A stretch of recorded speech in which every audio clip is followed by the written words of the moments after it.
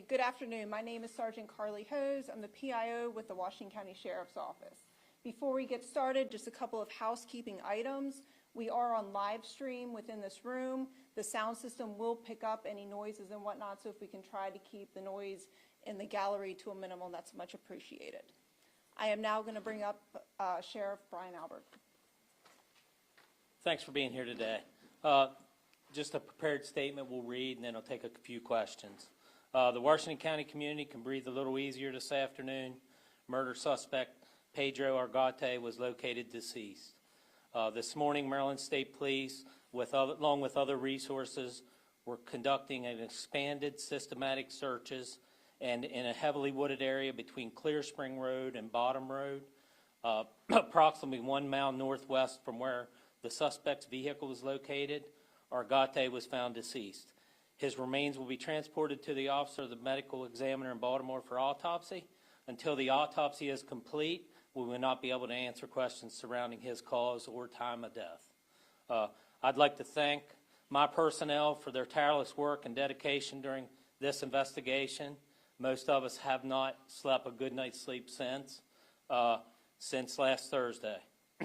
The Sheriff's Office would also like to extend our gratitude to the following agencies and partners with their help during this investigation. There is no way we could have conducted this without their assistance.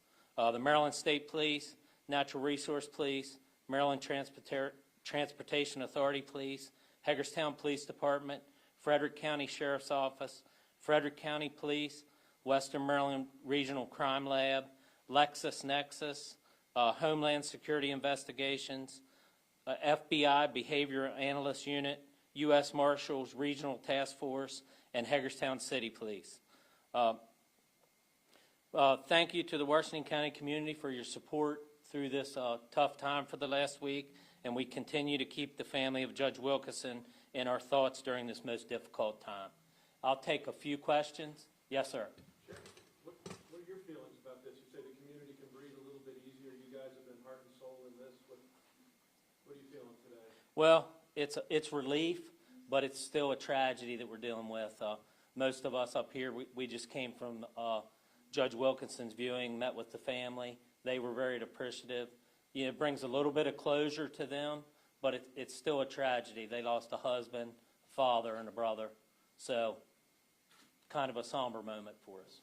Had that area been previously searched, and did you find a weapon with him? We can't comment on the investigation right now. And we hastily searched that area, but we were just going over it systematically today.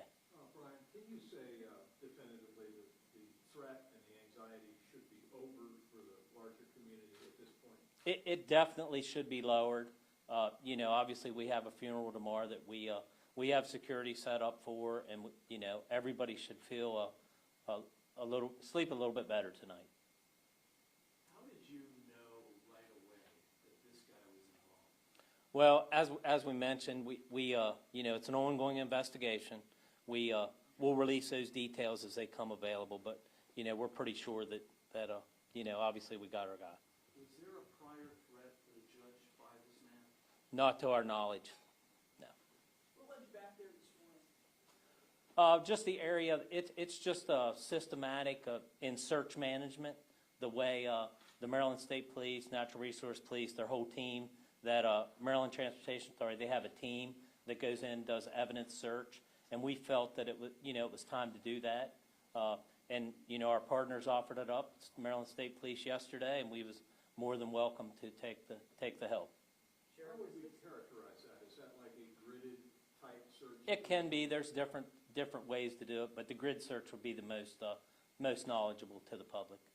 Sheriff, with this threat now being neutralized in a sense, what is the protocol for protecting other judges, and other cases that may be going on, not knowing what any, defendant or person that's in court could do as Mr. Yeah, I'm sure. We've taken precautions here in Washington County. Other counties I know have changed some protocol that they're doing. I don't want to speak on how they're doing things, but I'm sure we're going to have discussions in the future on how to protect the judges a little bit better than currently. Sure. What type of protocols are in place right now, though, ahead of whatever you all decide moving forward? On the judges or Well, we always have security in the courtroom, so, and then also we've added some security throughout the community for them. I don't really want to go into details how we're doing that, so. And one last question, please. Have you informed the judge's surviving family? Could you characterize their reactions at this time? I think that relieved would be the thing that, explain it as. The family was relieved that we brought this to a little bit of closure. So, That concludes today's press conference. I want to thank you all for coming out. If we do have additional information that needs to be released, we will do so in the form of a press release. Thank you.